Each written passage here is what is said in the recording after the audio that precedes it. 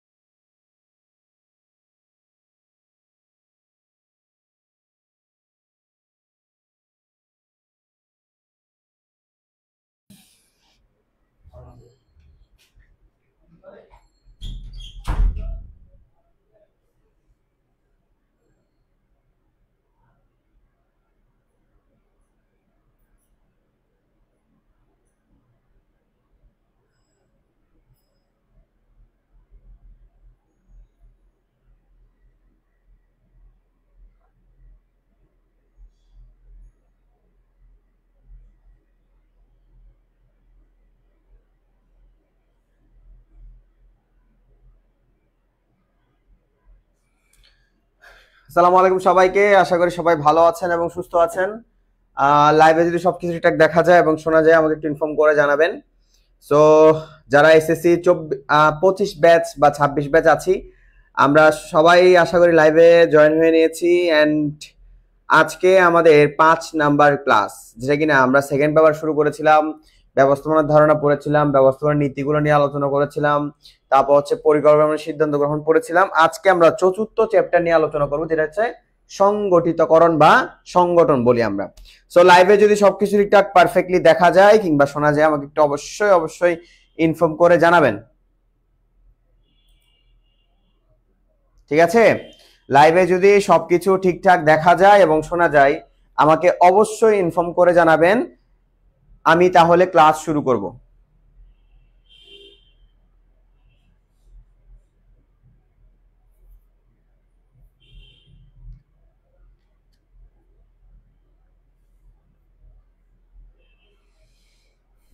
I guess সবকিছু ঠিকঠাক দেখা যাচ্ছে এবং শোনা যাচ্ছে। সো চ্যাপ্টারটা ভালো ইম্পর্টেন্ট। চ্যাপ্টারটা অনেক সময় অনেক শিক্ষার্থীরা বুঝে উঠতে পারে না যে অর্গানাইজেশনের স্ট্রাকচার বা অর্গানাইজিং বা সংগঠিতকরণ কেন ইম্পর্টেন্ট। হ্যাঁ, এটা নিয়ে আমরা অলরেডি আগে ফার্স্ট ক্লাসে বিস্তারিত আলোচনা করেছিলাম। আজকে আমরা সংক্ষিপ্ত আলোচনা করেছিলাম, আজকে আমরা বিস্তারিত আলোচনা করার ট্রাই করব। আই গেস আপনারা আমাকে ঠিকঠাক দেখতে পাচ্ছেন এবং শুনতে পাচ্ছেন। তো চ্যাপ্টারটা খুব বেশি ইম্পর্টেন্ট এবং আপনাদের এসএসসি পরীক্ষায় এই চ্যাপ্টার থেকে ভালো রকমের কোশ্চেন হয়। ওকে ফাইন, তাহলে আমরা দেখব যে সংগঠিতকরণ জিনিসটা আসলে কি, হোয়াট এই জিনিসটা বলতে আসলে আমরা কি বুঝি, সংগঠিতকরণ বলতে আমরা আসলে কি বুঝি। দেখো, আমি যদি একটা বিল্ডিং তৈরি করার পরিকল্পনা করি, ধরো আমি একটা বিল্ডিং তৈরি করব, ঠিক আছে?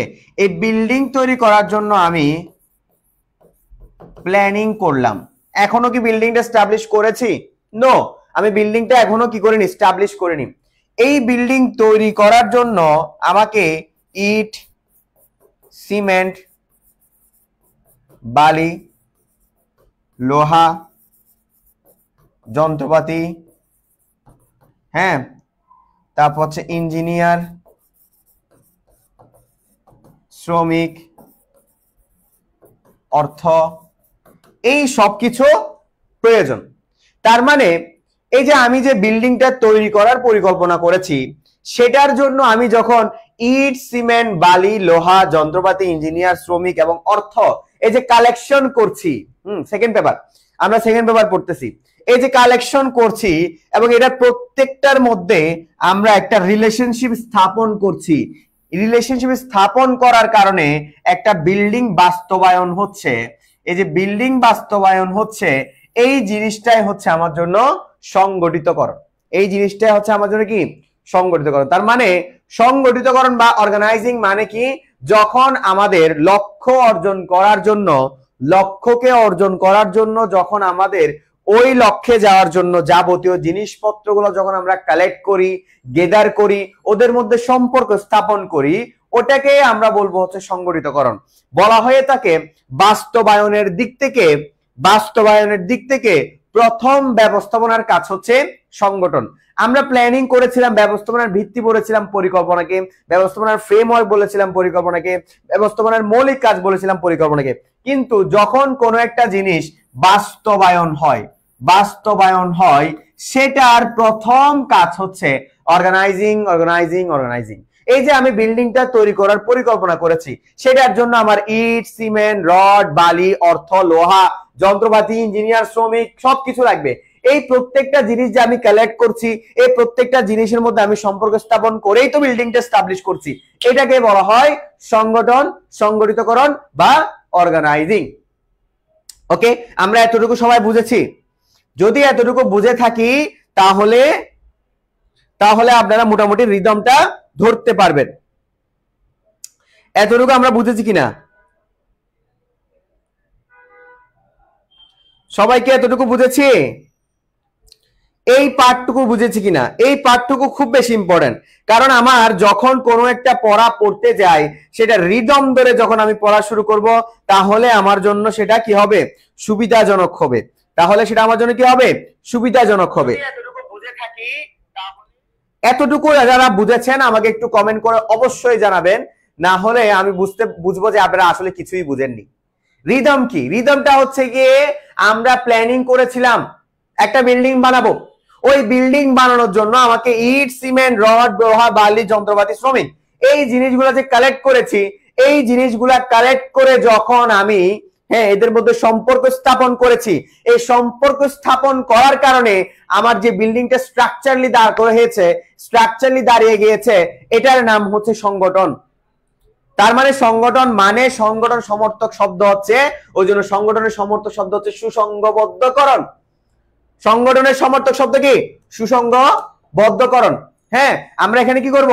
সুসংগঠিত করব, সবকিছু সুসংগঠিত করব, নির্মাণ করব। এই যে বিল্ডিং নির্মাণ করেছি, সংগঠন। তার মানে সংগঠনকরণের সমর্থক শব্দ হচ্ছে গিয়ে কোনো কিছু বিল্ড আপ করা, কোনো কিছুর মধ্যে সম্পর্ক স্থাপন করা, কোনো কিছু নির্মাণ করা, একসাথে একটা লক্ষ্যে এগিয়ে যাওয়া। এই জিনিসটার নাম হচ্ছে সংগঠন বা সংগঠিতকরণ কিংবা অর্গানাইজিং। এই দেখো কথাগুলো বুঝো, অর্থাৎ বিভিন্ন উপাদানগুলো যখন আলাদা আলাদা কোনো কিছুকে যখন একত্রে সুসংঘবদ্ধ করা হয়, সুসম্পর্ক স্থাপন করা হয়, সেটাকে আমরা সংগঠিতকরণ বলি। এই যে ইট, সিমেন্ট, লোহা, বালি, যন্ত্রপাতি, ইঞ্জিনিয়ার, শ্রমিক, অর্থ, এই প্রত্যেকটা জিনিস কিন্তু আলাদা আলাদা ছিল। এই আলাদা আলাদা জিনিসকে যখন আমি একত্র করেছি, এই যে আলাদা আলাদা জিনিসকে যখন আমি ম্যাচিং করেছি, রিলেশনশিপ স্থাপন করেছি, তখন আমার বিল্ডিংটা দাঁড় হয়েছে। দাঁড় হয়েছে। জিনিসটা বুঝতে পেরেছি? এইটার নামই হচ্ছে সংগঠিতকরণ। সংগঠিতকরণের প্রতিষ্ঠানের নকশা বা চিত্র বলা হয়। সংগঠনকে তুলনা করা হয় বাহুর সাথে। একটা প্রতিষ্ঠানের মধ্যে, একটা ম্যানেজমেন্টের মধ্যে আমরা একটা যদি কল্পনা করি, এই যে এটা একটা কল্পনা করলাম, এই যে চোখ, এই যে চোখ হচ্ছে আমাদের ব্যবস্থাপনা। আর এই যে এটা বাহুটা হচ্ছে আমাদের সংগঠন, স্ট্রাকচার। এই যে মস্তিষ্ক হচ্ছে আমাদের কি বলতো? মস্তিষ্ক হচ্ছে আমাদের প্রশাসন। এই যে প্রত্যেকটা এলিমেন্ট আমাদের জন্য খুবই প্রয়োজন। যখন আমরা একটা ম্যানেজমেন্ট পরিচালনা করব, যখন আমরা একটা সংগঠন পরিচালনা করব, তখন কিন্তু আমাদের মধ্যে এই বিষয়গুলা থাকতে হবে। এই বিষয়গুলা না থাকলে আমার কখনো ওই লক্ষ্যে যাওয়া পসিবল নয়। তার মানে আগে বেসিক বিষয়টা কি ছিল?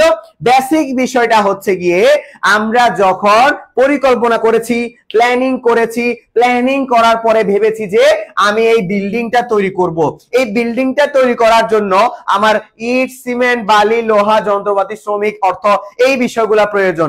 এই বিষয়গুলা যেহেতু প্রয়োজন, এগুলোর মধ্যে লিংক আপ স্থাপন করে আমার বিল্ডিংটা যখন তৈরি হবে, এই যে কাজটা আমি বলছি সংগঠিতকরণ। করণ। এই যে জিনিসগুলো কালেক্ট করার কাজই হচ্ছে সংগঠিতকরণ। আমি যদি এটা একটা মানুষ ধরি, ওই মানুষের মস্তিষ্ক হচ্ছে প্রশাসন, ওই মানুষের মস্তিষ্ক কি প্রশাসন, এবং ওই মানুষের দেহটা হচ্ছে সংগঠন বা বাহু, বাহুকে আমরা কি বলি সংগঠন বলি, এবং চোখ, চোখ হচ্ছে আমাদের ব্যবস্থাপনা।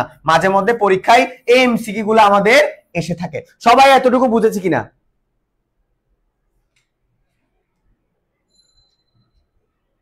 সবাই এতটুকু বুঝেছে কিনা?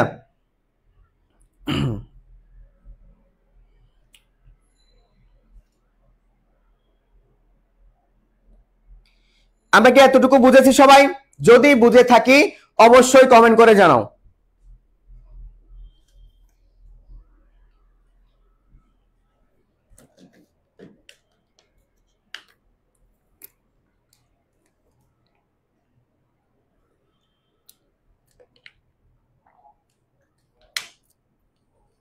যদি বোঝা হয়ে থাকে একটু কমেন্ট করে জানালে আমি একটু হ্যাপি ফিল করব যে আমার স্টুডেন্টরা বুঝেছে যে জিনিসটা আসলে রিদমটা কই।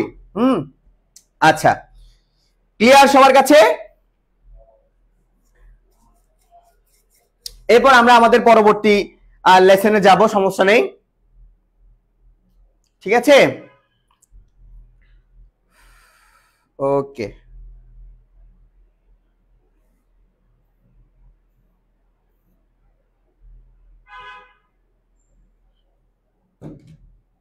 আচ্ছা। এরপর হচ্ছে আমাদের মাঝে মধ্যে পরীক্ষায় আসে যে আমাদের সংগঠনের যে পদক্ষেপগুলা, সংগঠনের পদক্ষেপগুলা মাঝে মধ্যে আমাদের এমসিকিউতে আসে। ফার্স্ট অফ অল আমরা কি করি? ফার্স্ট অফ অল হচ্ছে কার্য বিভাজন এবং বিভাগীয়করণ। আমি যখন আমার প্ল্যানিং করেছি, প্ল্যানিং করার পরে আমি যখন জিনিসপত্রগুলো কালেক্ট করেছি তখন আমাকে কাজগুলো ভাগ করতে হবে। যে ম্যানেজমেন্ট পারে তাকে ম্যানেজমেন্ট পড়াইতে দিতে হবে, যে ফিজিক্স পারে তাকে ফিজিক্স পড়াইতে দিতে হবে, বা কাজগুলোকে ভাগ করতে হবে, বিভাগীয়করণ করতে হবে, ডিপার্টমেন্টাইজেশন করতে হবে। আমি যখন ডিপার্টমেন্টগুলো ভাগ করে দিব, হ্যাঁ, আমি যখন ডিপার্টমেন্টগুলো ভাগ করে দিব তখন কিন্তু আমার কাজগুলো সহজ হয়ে যাবে। তারপর দায় দায়িত্ব কর্তৃত্ব সংজ্ঞায়িতকরণ, কে কোন কাজ করবে এটা কি করে দিতে হবে, ডিফাইন করে দিতে হবে যে এই কাজ সে করবে, যে যে কাজ করবে সেটা কি করে দিতে হবে, ডিফাইন করে দিতে হবে। ডিফাইন না করলে আমার কখনো কি হবে না, পারফেক্টলি কাজগুলো আদায় হবে না। এরপরে দায়িত্বগুলো অর্পণ করতে হবে, তাকে দায়িত্বটা দিয়ে দিতে হবে ফুল পাওয়ারের সাথে। এখানে মধ্যে দায়িত্ব ও কর্তৃত্বের মধ্যে সমান থাকতে হবে, দায়িত্ব এবং কর্তৃত্বের মধ্যে কি থাকতে হবে, সমান থাকতে হবে। আমরা একটা নীতি পড়েছিলাম, দায়িত্ব কর্তৃত্বের নীতি। তুমি যখন কোন একটা মানুষকে কম্পিউটারে কাজ করতে দিবা, যে ওকে বলা হয়েছে যে তুমি 5 বছরের ডেটা নিয়ে আমাকে একটা রিপোর্ট তৈরি করে দাও, এখন 5 বছরের ডেটা তাকে দিতে হবে, সেই পরিমাণ কর্তৃত্ব তাকে দিতে হবে। হ্যাঁ, দায়িত্ব মানে হচ্ছে জবাবদিহিতা, দায়িত্ব মানে কি জবাবদিহিতা, আর কর্তৃত্ব মানে হচ্ছে পাওয়ার।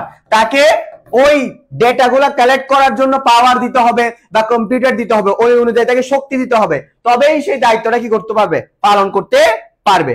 এরপর হচ্ছে পারস্পরিক সম্পর্ক স্থাপন, প্রত্যেকটা ডিপার্টমেন্টের কি করতে হবে, সম্পর্ক স্থাপন করতে হবে। এই যে আমরা প্ল্যানিং করেছিলাম একটা বিল্ডিং তৈরি করব, এই যে বিল্ডিং এর মধ্যে কনস্ট্রাকশন ইস্যু আছে, তারপর হচ্ছে লাইটিং ইস্যু আছে, তারপর হচ্ছে তোমার হচ্ছে গিয়ে পাইপের কাজ আছে, হ্যাঁ, লোহার কাজ আছে, বালি সিমেন্টের কাজ আছে। এই যে প্রত্যেকটা আলাদা আলাদা ডিপার্টমেন্টকে যখন আমরা একত্রে যখন আমরা কি করব, কম্বাইন করব প্রত্যেকটা ডিপার্টমেন্টের কাজকে, তখনই আমাদের কিন্তু বিল্ডিংটা দাঁড় হয়ে যাবে। এই যে আমরা যখন রিয়েল লাইফ এক্সাম্পল দিয়ে জিনিসগুলো শিখতেছি, তাহলে আমাদের বিষয়গুলা সবচেয়ে বেশি পরিমাণে কি থাকবে, মনে থাকবে। এই বিষয়গুলো মনে রাখবা। এখানে একটা সংগঠন চার্ট দেওয়া হয়েছে। সংগঠন চার্টটা আসলে কি?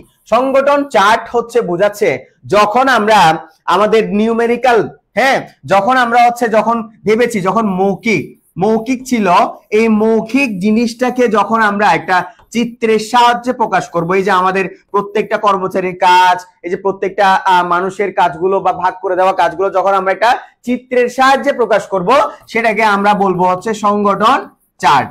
সহজ বিষয়। যখন আমরা আমাদের মৌখিক বিষয়টা একটা চিত্রের সাহায্যে প্রকাশ করব, সেটাকে আমরা বলবো হচ্ছে সংগঠন চার্ট। এটা খুবই সহজ। এই যে প্রতিষ্ঠানের বিভিন্ন বিভাগ, কার্য বিভাগ, উপবিভাগ, ব্যক্তিগণের মধ্যকার সম্পর্ক, কে কার উপর কর্তৃত্ব আরোপ করবে, কে কার নিকট জবাবদিহিতা করবে, এগুলা যখন একটা চিত্রের সাহায্যে তুলে ধরা হয়, সেই জিনিসটার নাম হচ্ছে সংগঠন চার্ট। সেই জিনিসটার নাম কি? সংগঠন চার্ট। ওকে, সো পরীক্ষায় কোন কোন বিষয়গুলা সবচেয়ে বেশি পরিমাণে আমাদের আসে, আমরা আজকে ওগুলাই শিখবো। আমরা কি এতটুকু পর্যন্ত বুঝেছি কিনা? যেমন আমি যদি তোমাদের একটা জিনিস দেখাই, সেটা হচ্ছে দেখো, এই যেখানে ব্যবস্থাপনা পরিচালক, মহাব্যবস্থাপক, উপমহাব্যবস্থাপক, সহকারী ব্যবস্থাপক, হ্যাঁ, তারপর হচ্ছে কি ব্যবস্থাপক, বিভাগীয় প্রধান, সুপারভাইজার, কর্মী বা কর্মবৃন্দ, এই যেটা হচ্ছে সংগঠন চার্ট। এই যে উপর থেকে একদম নিচ পর্যন্ত এই যে কে কার নিকট জবাবদিহি করবে, এই যে আমরা top level management, middle level management, হ্যাঁ, ফার্স্ট লাইন, এই যে সাংগঠনিক স্তর, এই যে ব্যবস্থাপনা স্তরকে আমরা 3 ভাগে ভাগ করেছিলাম। কয় ভাগে? 3 ভাগে যে ভাগ করেছিলাম, টপ, মিডল, ফার্স্ট লাইন, হ্যাঁ, টপ, মিডল, ফার্স্ট লাইন। এই যে এই জিনিসটা যখন আমি একটা চিত্রের সাহায্যে প্রকাশ করব, সেই জিনিসটার নাম হচ্ছে সংগঠন চার্ট। সেই জিনিসটার নাম কি? সংগঠন চার্ট। আমরা এতটুকু বুঝেছি সবাই? সবাই বিষয়টা ধরতে পেরেছি? যদি বুঝে থাকে আমাকে অবশ্যই জানাবা।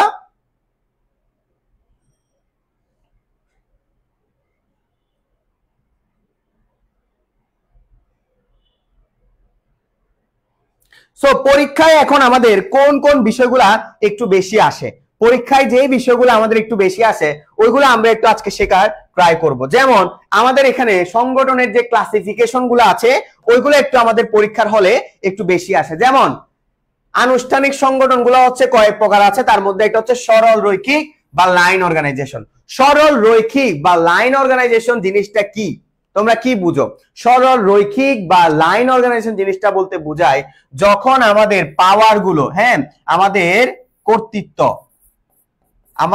কর্তৃত্ব যখন একদম উপর মহল থেকে টপ টু বটম, এই টপ টু বটম যখন উপর মহল থেকে আমাদের কর্তৃত্বগুলা নিচে আকারে সরল রৈখিক আকারে নেমে আসে, এবং আমাদের জবাবদিহিতাগুলা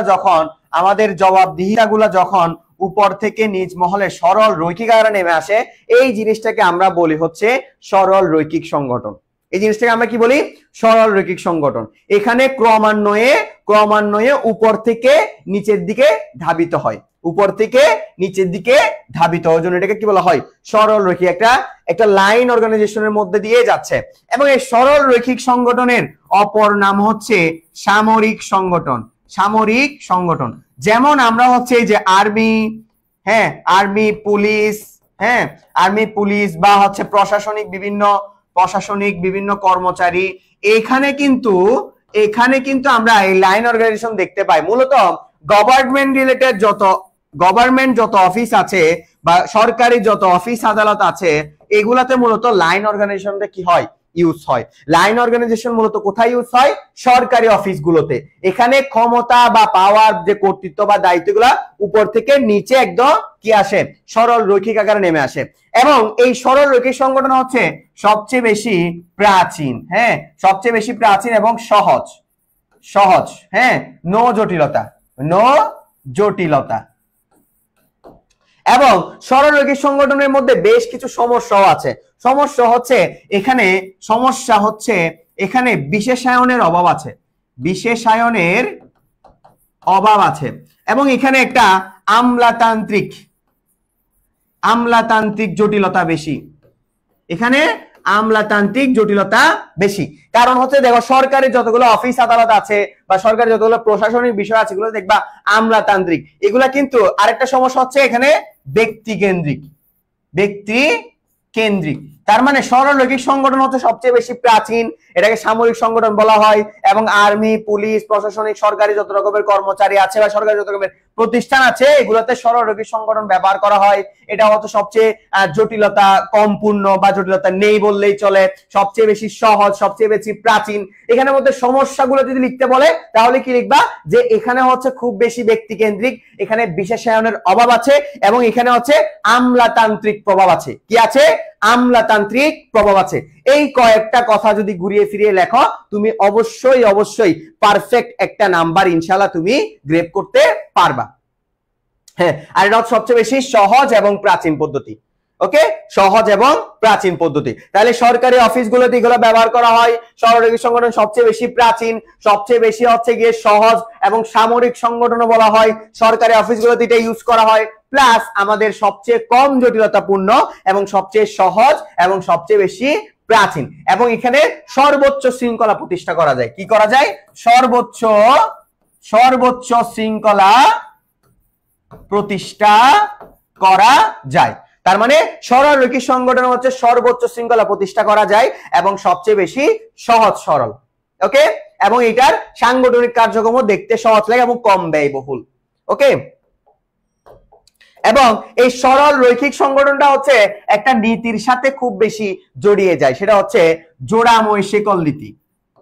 জোড়াময় শেকল নীতি, এই জোড়াময় শেকল নীতির সাথে সরল রৈখিক সংগঠনের একটা রিলেশনশিপ আছে।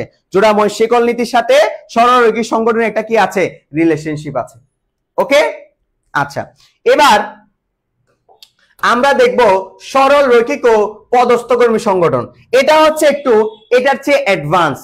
হ্যাঁ, এই যে এখানে আমি কিছু সরল রৈখিক সংগঠনের সুবিধা লিখেছি, অসুবিধা লিখেছি। এবার সরল রৈখিক এবং পদস্থকর্মী সংগঠন জিনিসটা কি, সেটা হচ্ছে গিয়ে সরল রৈখিক কর্মকর্তাকে হেল্প করার জন্য, সরল রৈখিক কর্মকর্তাকে হেল্প করার জন্য যখন একজন বিশেষজ্ঞ কর্মীকে নিয়ে আসা হবে সেটাকে বলা হবে সরল রৈখিক এবং পদস্থকর্মী সংগঠন। এক্ষেত্রে সরল রৈখিক কর্মকর্তার পাওয়ার বেশি। সরল রৈখিক কর্মকর্তার কি পাওয়ার বেশি, কিন্তু পদস্থকর্মীর পাওয়ার কম। পদস্থকর্মীর পাওয়ার কি কম।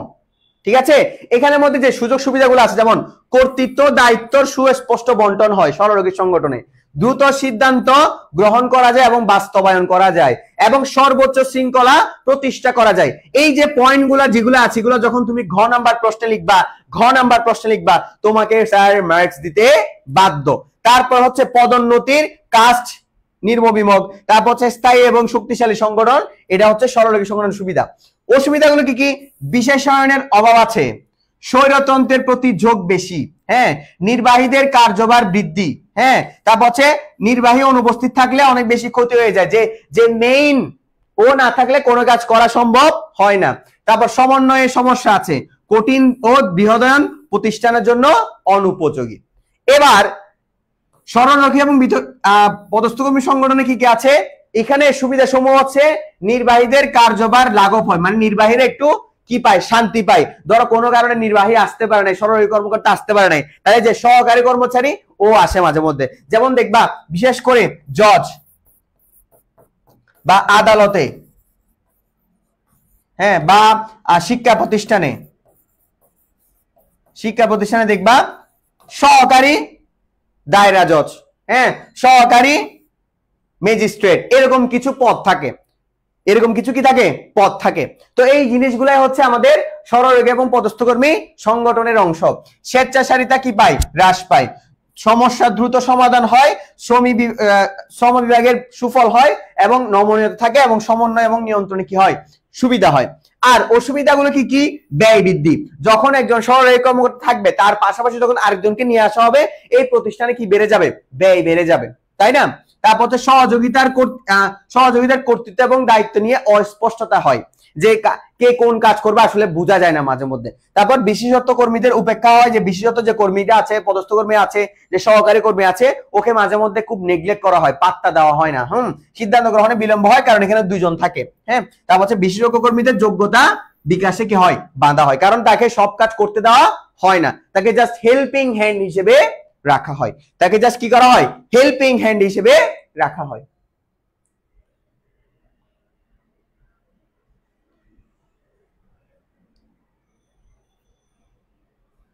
তাহলে আমরা জিনিসগুলো ধরতে পেরেছি। এতটুকু পর্যন্ত কারা কারা বুঝছ বা বুঝনি আমাকে একটু অবশ্যই ইনফর্ম করে জানাও যে ভাইয়া জিনিসগুলো ধরতে পেরেছি।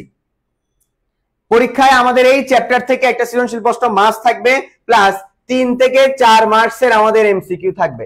মিনিমাম 3টা এমসিকিউ থাকবে এই চ্যাপ্টার থেকে, মিনিমাম ধরে রাখো 3 মার্কস এমসিকিউ, 3 মার্কসের এমসিকিউ থাকবে। সবাই কি বুঝেছে কিনা? যদি সবাই বুঝে থাকে তাহলে আমি কন্টিনিউ করব। হ্যাঁ, আচ্ছা, এরপরে আসো কার্যভিত্তিক সংগঠন। কার্যভিত্তিক সংগঠনটা হচ্ছে একটু ডিফারেন্ট। কার্যভিত্তিক সংগঠনটা হচ্ছে কি, যখন আমাদের প্রতিষ্ঠানের কাজ বুঝে কাজগুলোকে ছোট ছোট ভাগ করে দেওয়া হয় এবং সেখানে বিশেষজ্ঞ কর্মীকে সবচেয়ে বেশি পাওয়ার দেওয়া হয়। কি দেওয়া হয়? বিশেষজ্ঞ কর্মীকে নিয়োগ দেওয়া হয় এবং বিশেষজ্ঞ কর্মীকে সবচেয়ে বেশি পাওয়ার দেওয়া হয়। সেটাই হচ্ছে কার্যভিত্তিক সংগঠন। এই কার্যভিত্তিক সংগঠনটা উদ্ভাবন করা হচ্ছে আমাদের এফ.ডব্লিউ. টেইলর। কত সালে? 1880 সালে। মাঝে মধ্যে আমাদের পরীক্ষা এমসিকিউতে আসে যে কার্যভিত্তিক সংগঠন কে উদ্ভাবন করেন, সেটা হচ্ছে 1880 সালে এফ.ডব্লিউ. টেইলর ফাংশনাল ফরম্যানশিপ উদ্ভাবন করেন। কি? ফাংশনাল ফরম্যানশিপ, এটাকে বলা হয় ফাংশনাল ফরম্যানশিপ। তো এই কার্যভিত্তিক সংগঠন হচ্ছে এমন এক ধরনের সংগঠন যেখানে কাজের প্রকৃতি অনুযায়ী ছোট ছোট ভাবে কি করে দেওয়া হয়? ভাগ করে দেওয়া হয়। ক্লিয়ার? ছোট ছোট ভাবে ভাগ করে দেওয়া হয় এবং সেই বুঝে হচ্ছে আমাদের কি করা হয়? প্রতিষ্ঠানের কাজগুলো করা হয়। ওকে, তো কার্যভিত্তিক সংগঠনের কিছু সুবিধা আছে, যেমন হচ্ছে বিশেষজ্ঞ জ্ঞানের সুযোগ থাকে, বিশেষায়নের কর্মীর উন্নয়ন হয় এবং সহজে নিয়ন্ত্রণ করা যায়। তারপর হচ্ছে অসুবিধাগুলো কি কি? কর্মীদের কার্যভার বৃদ্ধি পায়, অনেক বেশি কাজ, ছোট ছোট কাজ ভাগ যেহেতু হয়ে যায় অনেক কাজ বেড়ে যায়। দায়িত্ব এড়ানোর সুযোগ থাকে এবং প্রয়োগ ক্ষেত্রে সীমাবদ্ধতা, যেমন কাজ যখন বেশি হয়ে যাবে দায়িত্ব কি এড়িয়ে চলতে পারবে। স্বাভাবিক, তোমাকে যখন অনেকগুলা পড়া দিয়ে দিলাম তুমি কিন্তু ফাঁকিবাজি করতে পারবা। এই কার্যভিত্তিক সংগঠনে কিন্তু অনেক দায়িত্ব দেওয়া হয়, বিশেষ করে বৃহদায়তন যতগুলা প্রতিষ্ঠান আছে, বৃহদায়তন প্রতিষ্ঠানগুলোতে কিন্তু কার্যভিত্তিক সংগঠনকে ইউজ করা হয়। ওই জন্য এখানে অনেক বেশি দায়িত্ব থাকে। ওই জন্য দায়িত্ব বেশি আছে মানে কি? ঝামেলা করবে। দায়িত্ব বেশি আর মানে কি? ফাঁকিবাজি করবে। আরেকটা সংগঠন আছে, সেটার নাম হচ্ছে ম্যাট্রিক্স। সেটার নাম কি? ম্যাট্রিক্স। এই যে ম্যাট্রিক্স সংগঠন, এই ম্যাট্রিক্স সংগঠনটা হচ্ছে সবচেয়ে বেশি আধুনিক, সবচেয়ে বেশি কি? আধুনিক। এবং যুক্তরাষ্ট্রের অ্যারোস্পেস কোম্পানি সর্বপ্রথম এই ম্যাট্রিক্স সংগঠনটা কি করে? চালু করে। ম্যাট্রিক্স সংগঠনে যদিও তোমাদের বইয়ে সবগুলো নাই, ম্যাট্রিক্স সংগঠন কিন্তু অনেক রকমের আছে, যেমন হচ্ছে ব্যালেন্স ম্যাট্রিক্স আছে, এগুলো তোমাদের বইয়ে নাই যদিও। তারপর হচ্ছে উইক ম্যাট্রিক্স আছে, তারপর হচ্ছে স্ট্রং ম্যাট্রিক্স আছে। ওকে, এগুলো হায়ার লেভেলের পড়াশোনা, তবু একটু জানাই রাখলাম যে ব্যালেন্স ম্যাট্রিক্স হচ্ছে সবচেয়ে বেশি আধুনিক। এখানের মধ্যে উইক ম্যাট্রিক্স সংগঠন হচ্ছে সবচেয়ে বেশি আধুনিক। ব্যালেন্স ম্যাট্রিক্স আছে, উইক ম্যাট্রিক্স আছে এবং স্ট্রং ম্যাট্রিক্স হচ্ছে এগুলার প্রকারভেদ। এই ম্যাট্রিক্স সংগঠন হচ্ছে সবচেয়ে বেশি আধুনিক। এখানে কার্যভিত্তিক সংগঠনের মতো হচ্ছে গিয়ে তোমার বিশেষজ্ঞ কর্মীর পাশাপাশি তোমার 2জন কর্মীকে নিয়োগ দেওয়া হয়। যেমন উইক ব্যালেন্স ম্যাট্রিক্স হচ্ছে তোমার একজন নির্বাহী থাকবে, আবার বিশেষজ্ঞ কর্মী থাকবে, মানে দুজনের পাওয়ার সেম থাকবে। উইক ম্যাট্রিক্সে কি করবে? উইক ম্যাট্রিক্সে হচ্ছে বিশেষজ্ঞ কর্মীর পাওয়ার বেশি থাকবে, হ্যাঁ, বিশেষজ্ঞ কর্মী পাওয়ার কম থাকবে। আর ব্যালেন্স ম্যাট্রিক্স, স্ট্রং ম্যাট্রিক্সে হচ্ছে যে বিশেষজ্ঞ কর্মী ওর পাওয়ার একটু বেশি থাকবে। এইভাবে করে করে ম্যাট্রিক্স সংগঠনটা কি করা হয়? বাস্তবায়ন করা হয়। এখানের মধ্যে কি কি সুযোগ সুবিধাগুলো আছে একটু দেখি। যেমন সুবিধাগুলোর মধ্যে হচ্ছে গিয়ে নির্বাহীদের ক্ষমতা বৃদ্ধি পায়, কার্যকর সমন্বয় প্রতিষ্ঠা হয়, হ্যাঁ, তারপর হচ্ছে তোমার প্রতিভা এবং দক্ষতার সমন্বয় হয় এবং প্রশাসনিক খরচ বৃদ্ধি পায়, দ্বন্দ্ব সৃষ্টি হয়, সমস্যা পরিবর্তন সমস্যা। কিন্তু এখানে আরেকটা বড় সমস্যা হচ্ছে, এখানে দ্বৈত অধীনতা সৃষ্টি হয়। এটা হচ্ছে সবচেয়ে বড় সমস্যা। দ্বৈত অধীনতা কেন সৃষ্টি হয়? কারণ ম্যাট্রিক্স সংগঠন হচ্ছে যখন সেটা উইক ম্যাট্রিক্সে কি করা হয়? উইক ম্যাট্রিক্সে হচ্ছে যে সরলরৈখিক কর্মকর্তা ও কম প্রাধান্য পায়, হ্যাঁ, ও কম প্রাধান্য পায়। আবার ব্যালেন্স ম্যাট্রিক্স যখন আমরা করি, ব্যালেন্স ম্যাট্রিক্সে কিন্তু দুজনে সমান অধিকার পায়। ওকে, আর স্ট্রং ম্যাট্রিক্সে কি করে? স্ট্রং ম্যাট্রিক্সে হচ্ছে আমাদের যে বিশেষজ্ঞ কর্মী ওর পাওয়ার একটু কি থাকে? বেশি থাকে। এভাবে হচ্ছে আমাদের দ্বৈত অধীনতা সৃষ্টি হয়, দুজন কর্মীর মধ্যে মারামারি লেগে যায়, দুজন কর্মীর মধ্যে সমস্যা সৃষ্টি হয়ে যায়। ওকে, এই সমস্যাগুলো আমি একটু মাথায় রাখবো। এবং এটা হচ্ছে সবচেয়ে বেশি আধুনিক, এবং এটা যুক্তরাষ্ট্রের এরোস্পেস কোম্পানি সর্বপ্রথম এই মেট্রিক সংগঠন 1960 সালে আবিষ্কার করা হয়। এবং বৃহদায়তন প্রতিষ্ঠানগুলোর জন্য এই মেট্রিক সংগঠন সবচেয়ে বেশি ইম্পর্টেন্ট, এবং এটা একটা আধুনিক সংগঠন। ক্লিয়ার? এটা একটা আধুনিক সংগঠন। আচ্ছা, এবার কমিটি সংগঠন আছে একটা। কমিটি সংগঠন হচ্ছে কি আমাদের যখন কোন একটা প্রতিষ্ঠানের মধ্যে যখন কোনো একটা নতুন করে কোনো কিছু জানতে হচ্ছে বা নতুন কোনো কিছু করতে হচ্ছে, সেই জন্য কয়েকজন মানুষ নিয়ে একটা কমিটি গঠন করা হয়। যেমন আমি যদি বলি এইচএসসি 25 ভর্তি কমিটি, তার মানে এখানে কিছু শিক্ষককে নিবে, হ্যাঁ এখানে কিছু কি নিবে, বেশ কিছু কলেজের শিক্ষক থাকবে, তারপর বেশ কিছু সচিব থাকবে, ওকে, এই সচিব থাকবে বা কলেজের শিক্ষক থাকবে, এরাই হচ্ছে এই কমিটিতে থাকবে। তার মানে এইচএসসির ভর্তি কমিটি বা গুচ্ছ ভর্তি কমিটি বা তোমার হচ্ছে এই স্কুল কমিটি বা সিলেবাস প্রণয়ন কমিটি, এরকম টাইপের কিছু কমিটি থাকবে, যারা কিনা কি করবে, যারা হচ্ছে গিয়ে তাদের নিজস্ব দায়িত্বের পাশাপাশি আরো এক্সট্রা কিছু দায়িত্ব পালন করবে। তার মানে এখানে হচ্ছে বিশেষ করে এই কমিটিগুলো হচ্ছে বিশেষ করে ক্ষণস্থায়ী হয়। কি হয়? ক্ষণস্থায়ী হয়। হ্যাঁ, যেমন হচ্ছে যেমন বেশ কিছু বলছে board, commission, task force, council. হ্যাঁ, যেমন আমি যদি বলি ভর্তি কমিটি, ভর্তি কমিটি হচ্ছে একটা অস্থায়ী কমিটি। ভর্তি কমিটি একটা কি? অস্থায়ী কমিটি। আচ্ছা, এখানের মধ্যে সুবিধাগুলো কি কি আছে?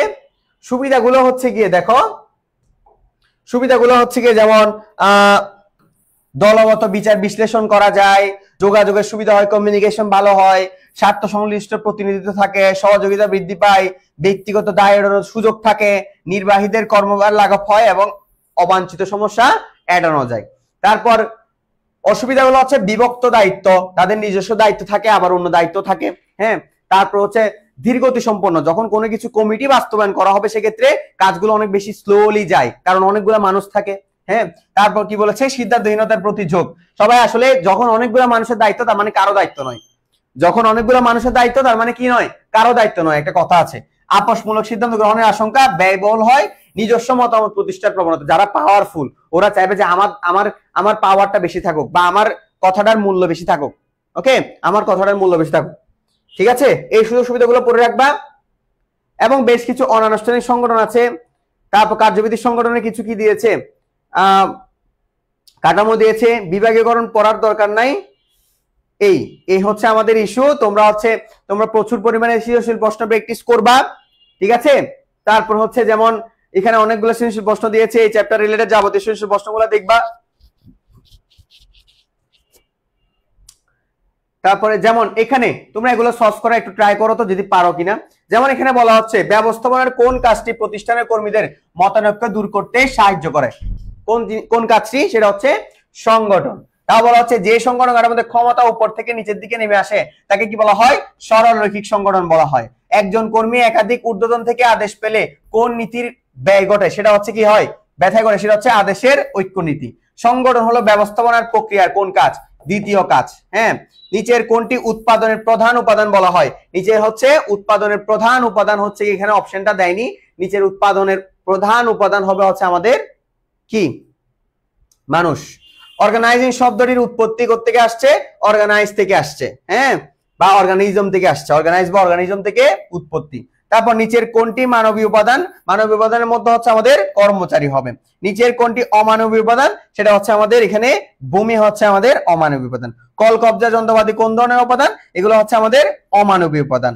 ক্লিয়ার? এভাবে আমাদের হচ্ছে প্রচুর পরিমাণে প্র্যাকটিস সমাধান করতে হবে বা এমসিকিউ সমাধান করতে হবে।